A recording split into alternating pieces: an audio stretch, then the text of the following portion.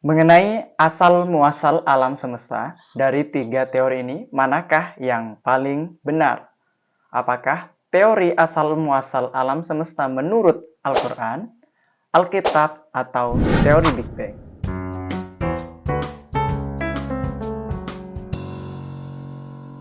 Terkait dengan asal-muasal atau teori tentang terbentuknya alam semesta, itu memang tidak bisa dibuktikan secara ilmiah. Akan tetapi banyak teori-teori yang berasumsi atau melakukan penelitian-penelitian yang mungkin masuk akal, tapi tidak pernah terbukti. Nah, dari tiga teori yang akan kami paparkan nanti, manakah yang menurut kalian paling mendekati terhadap kebenaran atau paling masuk akal? Karena kalau untuk terbukti, siapa yang bisa membuktikan? Orang terjadinya sudah sangat-sangat lampau dan sudah tidak ada manusia. Apalagi manusia umurnya itu terbatas. Jadi untuk melacak dari sisi sejarah sudah sangat sulit sekali. Kecuali dengan dokumentasi tulisan-tulisan atau dengan penalaran atau penelitian menggunakan pendekatan logika. Penciptaan alam semesta menurut agama Islam yang dikutip dari kitab sucinya yaitu kitab suci Al-Quran, di situ dijelaskan ada 3 ayat yang menjelaskan tentang bagaimana asal-muasal daripada alam semesta ini. 3 ayat tersebut yaitu Quran Surat Al-A'raf ayat 54, Quran Surat Fussilat ayat 12, dan Quran Surat Fussilat ayat 10. Mari kita langsung merujuk pada ayat yang pertama, yaitu Quran Surah Al-A'raf, surat ke-7 dalam Al-Quran, dan di ayat ke-54. Mari kita bacakan dalam versi bahasa Arabnya. Inna rabbakumullahu alladzi khalaqas samawati wal ardh fi sittati ayyamin summastawa 'alal 'arsy yughshil lailan nahara yatlubuhu hasisan wasyamsa wal qamar wan nujuma musakhkharatin bi amrihi ala lahul khalqu wal am tabarakallahu rabbul alamin. Nah, kita lihat di terjemahannya. Jadi di sini di terjemahannya dijelaskan, sesungguhnya Tuhanmu adalah Allah yang telah menciptakan langit dan bumi dalam 6 masa. Kemudian dia bersemayam di atas arasy. Dia menutupkan malam kepada siang yang mengikuti dengan cepat. Dia ciptakan matahari, bulan, dan bintang-bintang tunduk kepada perintahnya. Ingatlah, hanya miliknya lah segala penciptaan dan urusan. Maha melimpah anugerah Allah Tuhan semesta alam. Nah, dari ayat ini yang paling jelas dikatakan atau disampaikan yaitu terkait dengan bagaimana Allah menciptakan alam semesta itu dalam 6 masa atau 6 tahap. Dari 6 tahap atau 6 masa yang telah disebutkan di ayat yang sudah saya bacakan tadi, kemudian diperinci lagi terkait dengan bagian-bagian dari 6 masa tersebut. Nah, perincian daripada pembentukan alam semesta menurut Al-Quran itu tertera dalam Al-Quran Surat Fussilat ayat 12 dan juga Quran Surat Fussilat ayat ke-10. Mari kita bacakan ayatnya. Wa ja'ala fiha rawasiya min fawqiha wa baraka fiha wa qaddara fiha aqwataha fi arba'ati ayyam sawa'al lis-sa'ilin. Yang artinya, dia ciptakan pada bumi itu gunung-gunung yang kokoh di atasnya. Lalu dia memberkahi dan menentukan makanan-makanan bagi penghuninya dalam 4 masa yang cukup untuk kebutuhan mereka yang memerlukannya. Selanjutnya kita masuk pada ayat ke-12. Teks Arabnya adalah faqadahunna sab'a samawatin fi yaumaini wa auha fi kulli sama'in amraha wa zayyana as-sama'ad dunya bimasabiha wa hifdhan dzalika taqdirul azizil alim. Artinya, lalu dia menjadikan 7 langit dalam 2 masa, dan pada setiap langit dia mewahyukan urusan masing-masing. Kemudian langit yang paling dekat dengan bumi kami hiasi dengan bintang-bintang sebagai penjagaan dari setan. Demikianlah ketetapan Allah yang Maha Perkasa lagi Maha Mengetahui. Itulah teori tentang bagaimana asal-muasal penciptaan alam semesta ini menurut versi agama Islam yang kemudian dijelaskan dalam kitab suci agama Islam, yakni Al-Quran. Nah, di Al-Quran itu sendiri dijelaskan yang paling jelas atau yang paling terang-terangan lah menjelaskan tentang bagaimana asal-muasal itu dari 3 ayat yang sudah dijelaskan, dibacakan dan sudah diterangkan juga dari versi terjemahannya, yaitu 3 ayat. Quran surat Al-A'raf ayat 54, kemudian Quran surat Fusilat ayat 12 dan juga ayat 10, yang mana intisari daripada ayat tersebut adalah bahwa penciptaan alam semesta ini menjadi atau diciptakan dalam 6 tahap atau 6 masa. Nah, masa tersebut diperinci lagi. 4 masa untuk menciptakan bumi yang sedemikian rumit ini. Jadi penciptaan bumi dan isinya itu lebih panjang atau lebih lama, yaitu 4 masa atau 4 tahap. Sedangkan penciptaan langit dan isi-isinya, bintang-bintang dan sebagainya itu ya, menurut versi Al-Quran itu diciptakan dalam 2 masa. Nah, sehingga genap 4 tambah 2 menjadi 6 masa. Itulah penjelasan tentang asal-muasal dari Al-Quran terkait dengan bagaimana alam semesta ini diciptakan menurut versi Al-Quran. Dan sekarang kita lanjut pada versi selanjutnya, yaitu versi penciptaan asal-muasal alam semesta ini menurut versi dari Alkitab. Di sini saya sudah install sebuah aplikasi, aplikasi Alkitab untuk bisa merujuk langsung kepada sumbernya, yaitu yang menjadi landasan dari agama Kristiani ya. Mari kita bacakan terkait dengan asal-muasal penciptaan langit dan bumi serta isinya. Mari kita bacakan. Allah menciptakan langit dan bumi serta isinya. Di sini ada ayat-ayatnya ya. Bagian 1 dan sebagainya. Pada mulanya Allah menciptakan langit dan bumi. Bumi belum berbentuk dan kosong. Gelap gulita menutupi samudra raya. Dan roh Allah melayang-layang di atas permukaan air. Berfirmanlah Allah, jadilah terang, lalu terang itu jadi. Allah melihat bahwa terang itu baik, lalu dipisahkannya lah terang itu dari gelap.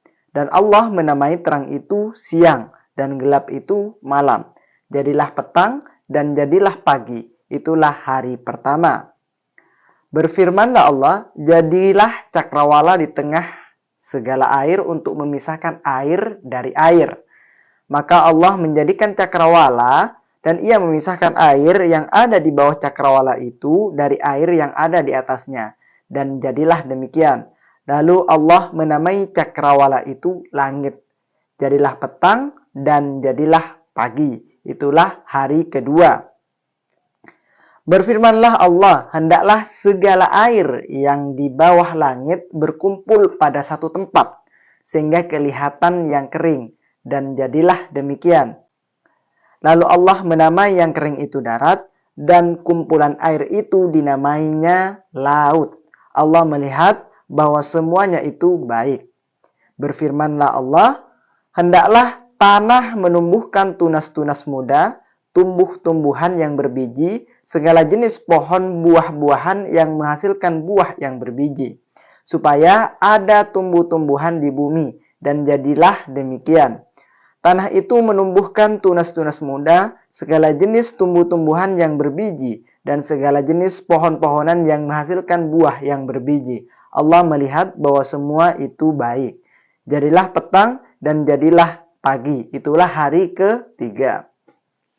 Berfirmanlah Allah, jadilah benda-benda penerang pada cakrawala untuk memisahkan siang dari malam. Biarlah benda-benda penerang itu menjadi tanda yang menunjukkan masa-masa yang tetap dari hari-hari dan tahun-tahun. Dan sebagai penerang pada cakrawala, biarlah benda-benda itu menerangi bumi, dan jadilah demikian. Maka Allah menjadikan kedua benda penerang yang besar itu, yakni lebih besar untuk menguasai siang dan yang lebih kecil untuk menguasai malam, dan menjadikan juga bintang-bintang. Allah menaruh semua itu di cakrawala untuk menerangi bumi, dan untuk menguasai siang dan malam, Dan untuk memisahkan terang dari gelap, Allah melihat bahwa semuanya itu baik. Jadilah petang dan jadilah pagi. Itulah hari keempat.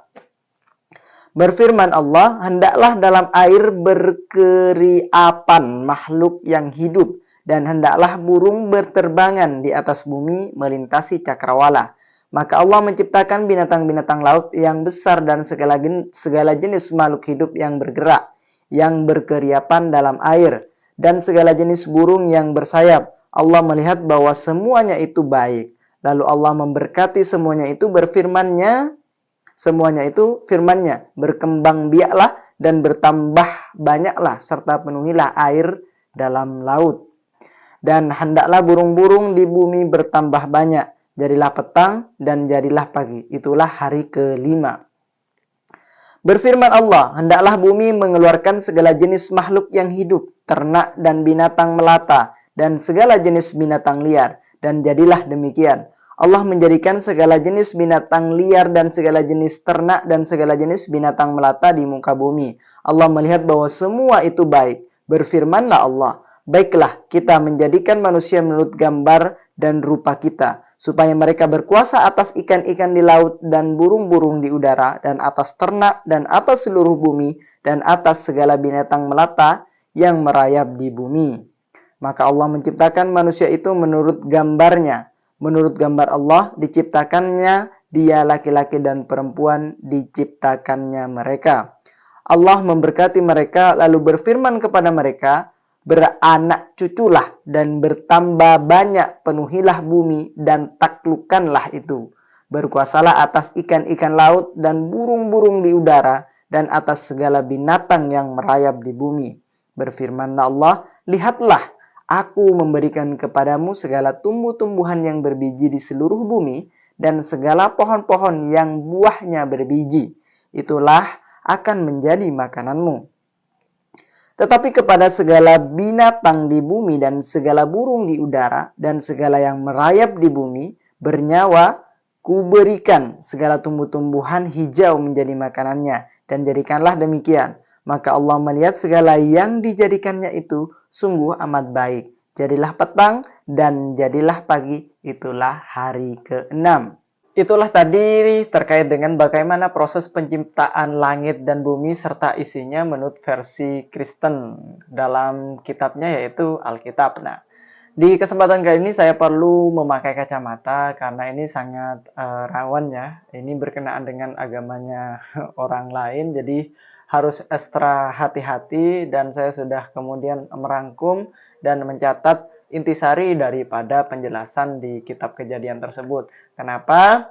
Karena oleh sebab itu maka saya menggunakan kacamata, karena sini nih, ini ada contekan. Ada contekan di sini, daripada saya salah menyajikan suatu sajian atau bahan kepada penonton, lebih baik saya buat contekan di sini. Ini saya sudah ada ya. Tapi biar agak keren dikit saya taruh di sini, dan karena sedikit minus sama silinder mata saya, maka saya perlu menggunakan kacamata. Inilah alasan saya menggunakan kacamata. Ini bukan strategi yang digunakan Ferdy Sambo ya. Ini berbeda, hanya saja supaya saya bisa melihat gitu aja. Karena memang minus sama silinder. Baik, tanpa banyak cincau ya, langsung kita pada intinya saja. Jadi menurut versi daripada Alkitab itu sama. Penciptaan langit dan bumi beserta isinya itu diciptakan dalam 6 hari. Jadi dalam versi Alkitab itu disebutkan bukan masa, tapi 6 hari. Kalau di Islam itu 6 masa, kalau di Kristen itu adalah 6 hari. Nah, di Kristen sendiri ini lebih jelas ya terkait dengan bagaimana prosesnya. Nah, kalau di Islam itu 6 masa. Penciptaan bumi itu 4 masa, dan penciptaan langit itu 2 masa. Nah, kalau di Kristen itu sama, 6 hari. Tapi penyebutannya adalah 6 hari. Nah, seperti apa prosesnya? Yuk, ikuti video ini sampai selesai. Jangan di-skip-skip. Tonton sampai habis. Dan iklannya jangan di-skip juga ya. Itu kan biar penyemangat buat saya gitu. Sama follow and subscribe. Langsung saja. Jadi di hari pertama Allah itu menciptakan langit dan bumi. Sudah ada langit, sudah ada bumi. Dan di langit dan bumi ini kosong tidak ada isi dan gelap. Itu awal penciptaannya. Nah, di awal yang penciptaannya ini gelap, kosong, kemudian di hari pertama Allah ciptakan itu terang. Menciptakan terang di hari pertama. Dan penciptaan terang ini kalau kita kaji secara logika, di situ mungkin diciptakannya yang namanya matahari. Nah, di hari pertama diciptakannya terang, sehingga terciptalah mana yang terang dan juga mana yang gelap. Tercipta yang namanya siang dan malam. Walaupun itu nanti diciptaannya spesifiknya di hari ketiga ya. Tapi dari sini sudah jelas. Dari yang asalnya itu gelap, gelap gulita, ada langit, ada bumi, tapi gelap gulita, kosong, kemudian diciptakan yang namanya terang. Nah, saya berasumsi melalui logika itu adalah matahari. Maka kemudian terciptalah terang. Ini di hari yang pertama. Kelak dulu. Hari pertama Allah menciptakan terang. Nah, terang di sini kalau dikaitkan ya berarti larinya adalah kepada matahari. Itu di hari pertama. Nah, di hari kedua, setelah tercipta terang, maka di sini di hari kedua ini ya, itu terkait dengan air. Jadi langit dan bumi itu ada air yang menyatu. Airnya masih satu antara air langit dan air yang bumi. Tercipta dan Allah itu melayang-layang katanya versi Alkitab ini ya. Melayang-melayang di atas air itu. Kemudian di hari kedua ini Allah kemudian pisahkan antara air yang di bumi dan air yang di langit. Jadi air itu ibaratnya ini air nih ya. Jadi ada yang di atas, ada yang di bawah. Nah, air yang di atas ini disebut dengan langit dan air yang di bawah ini disebut dengan bumi. Jadi ada pemisahan air. Ada air yang di atas dan air yang di bumi. Dan itulah kemudian ruang hampanya itu disebut dengan cakrawala. Katanya seperti itu. Nah, di hari kedua, jelaskan lagi ya, saya simpulkan lagi, saya intisarinya. Jadi di hari kedua ini Allah menciptakan air itu, memisahkan bukan menciptakan. Air itu memang sudah ada di hari pertama. Diciptakan air, kemudian air itu dipisahkan. Dipisahkan antara air yang di atas dan air yang di bawah. Itu di hari yang kedua. Nah, kita masuk kepada hari yang ketiga. Nah, di hari yang ketiga itu merujuk kepada bumi. Nah, di langit itu sudah selesai, sekarang kita masuk kepada yang bumi. Nah, tadi itu kan masih kumpul ya. Jadi di langit itu ada air dan sebagainya. Terus di bumi juga ada air, tapi masih kumpul. Nah, kemudian di bumi ini dipisahkan. Air itu dipisahkan. Dikumpulkan, ada yang sesama air, ada yang kering. Jadi di sini, di hari ketiga ini, Allah juga menciptakan yang namanya daratan. Daratan itu berupa air, berupa suatu tempat yang tidak ada airnya. Yang tidak ada airnya, itulah yang kering itu tadi disebut dengan daratan. Dan air dikumpulkan juga, yang terkumpul itu disebut dengan laut. Nah, jadi di sini hanya ada laut ya, belum ada sungai dan sebagainya. Mungkin karena ada hujan nanti ya. Hujan nanti kan turun, itu baru jadi sungai dan sebagainya. Tapi di awal permulaan itu hanya ada air laut sama daratan. Jadi ada daratan sama ada laut gitu. Nah, masih di hari ketiga kita buka. Di hari ketiga itu selain menciptakan daratan dan juga lautan, Allah juga menciptakan tunas muda atau tumbuhan yang berbiji atau juga pohon-pohon yang berbiji. Intinya segala jenis tumbuhan yang berbiji itu sudah diciptakan oleh Allah. Nah, kita lanjut pada hari keempat. Hari keempat yaitu penciptaan bintang. Karena di hari keempat ini kan sudah tercipta yang namanya siang sama malam. Kemudian untuk memisahkan waktu itu sebagai tanda-tanda yang utuh, sebagai penanda lah menurut versi Alkitab itu, maka juga diciptakan bintang. Kalau malam bintang, kalau siang itu matahari yang menyinari. Nah itu. Sekarang kita masuk pada hari kelima menurut versi Alkitab. Di hari kelima itu diciptakan binatang laut dan juga burung-burung. Di hari kelima itu sudah ada matahari ya, kemudian ada air, ada laut, ada tumbuh-tumbuhan, pohon yang berbiji-biji lah, ada itu. Kemudian di hari kelima juga diciptakan yang namanya binatang laut. Kalau di hari keempat tadi masih kosong, lautnya kosong, sekarang di hari kelima itu sudah muncul yang namanya binatang laut. Nah, binatang laut. Kalau di langit kan diciptakan bintang di hari keempat. Di hari kelima, di bumi ini selain diciptakan daratan dan juga lautan dan juga tumbuh-tumbuhan, diciptakan juga yang namanya binatang. Sudah ada makhluk hidup yang bisa bergerak, yaitu binatang laut. Selain binatang laut, di hari kelima ini juga diciptakan burung di udara. Kemudian mereka berkembang biak gitu ya. Berkembang biak, kemudian masuk kepada hari selanjutnya yaitu hari ke-6, hari terakhir. Ini ibaratnya adalah finishing proses penciptaan dari alam semesta menurut versinya Alkitab. Di hari ke-6 yaitu Allah menciptakan binatang liar. Binatang liar, binatang ternak, binatang melata, serta manusia laki-laki dan perempuan yang kemudian di sini beranak pinak. Dalam kitab tersebut juga dijelaskan terkait dengan fungsi-fungsi penguasaan lah. Kalau di perusahaan job description lah, jobnya apa, kalau manusia ini apa, makanannya apa, itu ada di situ. Jadi di hari ke-6 ini lengkap utuh sudah menjadi tatanan baru, yaitu langit dan bumi sudah sama-sama sempurna, tinggal menjalankan kehidupannya atau yang layak sebagaimana tugasnya masing-masing. Itu menurut versi dari Alkitab. Hampir sama sebenarnya antara Alkitab dan Islam, yaitu sama-sama 6 tahap. Kalau di Alkitab itu langsung tegas dijelaskan karena ini versi terjemahan ya, saya hanya baca terjemahannya itu 6 hari. Kalau di Islam itu di versi terjemahannya itu ada 6 masa. Nah, kalau menurut kitab tafsir ya nggak tahu karena saya belum melihat dari versi kajian kitab tafsirnya kalau dari versi Al-Qur'an. Intinya antara Alkitab dan Al-Quran sama-sama bahwa proses penciptaan langit dan bumi atau alam semesta ini adalah 6 tahap. 6 tahap penciptaan langit dan bumi. Sekarang kita masuk kepada tahapan selanjutnya atau gara-gara ngomongin tahap jadi di otak tuh tahap aja. Kita masuk kepada teori selanjutnya yaitu menurut teori Big Bang. Ini versi ilmu pengetahuan. Kalau tadi versi agama, sekarang versi ilmu pengetahuan. Biar berimbang wawasan kita itu. Tidak melihat satu kasus atau suatu permasalahan itu dari satu sudut pandang saja. Jadi ibaratnya ini, nggak lagi promosi nih ya. Kalau ini promosi nanti, jangan.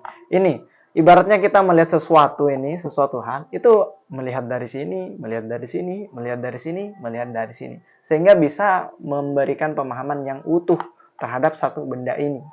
Kalau kita dari depan saja nggak utuh kan, hanya melihatnya yang di sini, yang belakang nggak tampak. Makanya kita harus bisa melihat dari berbagai sisi, sehingga kesimpulannya itu memang benar-benar utuh terhadap satu benda ini. Langsung tanpa banyak bacot, kita langsung saja kepada teori Big Bang.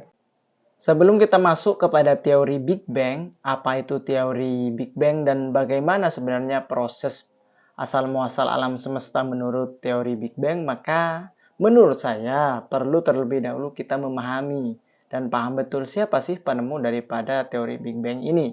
Berdasarkan data yang telah saya cari dari beberapa literatur, di sini ditemukan bahwa penemu dari teori Big Bang itu bernama Georges Lemaitre, seorang pastor Katolik Roma sekaligus fisikawan. Nah, dari sini sudah jelas karena latar belakang agamanya adalah seorang Kristen Katolik, maka biasanya cenderung kemudian untuk lebih mirip dengan teori yang dikemukakan oleh Alkitab. Itulah kenapa kemudian teori Big Bang ini agak-agak lebih kalau sebutannya ya, lebih mirip dengan teori daripada Alkitab, yaitu berasal dari satu zat tunggal.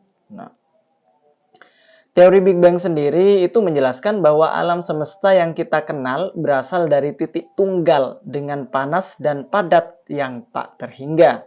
Titik tunggal ini mengembang dan meregang dengan kecepatan yang tak terduga dalam 13,8 miliar tahun dan terus berkembang menjadi alam semesta yang kita kenal sekarang. Itulah 3 teori yang mengemukakan tentang bagaimana asal-muasal dari alam semesta ini terbentuk. Setelah kita memahami tentang asal-muasal dari 3 teori tersebut, bagaimana alam semesta, bumi dan langit ini terbentuk, maka kita diharapkan agar tidak mudah menyalahkan dan bisa memahami lebih detail, lebih mendalam, dan juga tidak hanya sekedar melihat apa yang disampaikan, tetapi meneliti lebih jauh. Sebenarnya maksud apa yang ingin hendak dicapai daripada argumentasi tersebut. Nah, di sini saya tegaskan lebih awal bahwa segala teori yang disampaikan itu adalah penalaran secara logika, itu yang bersifat daripada argumentasi ilmiahnya. Tetapi yang agama itu adalah sebuah doktrin atau ajaran yang sudah dari sananya begitu. Maka di sini saya tegaskan lebih-lebih lagi bahwa terkait dari mana yang benar, menurut saya pribadi kita tidak pernah tahu mana yang benar.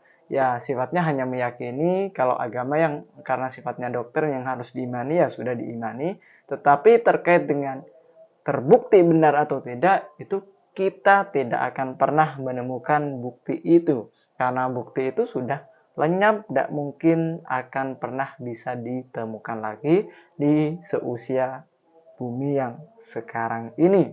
Dan ingat, manusia terbatas usianya dan segala barang sesuatu itu kan lapuk oleh usia ya. Jadi alat-alat buktinya sudah habis, sudah hilang. Jadi sulit untuk kemudian bisa membuktikan teori-teori tersebut.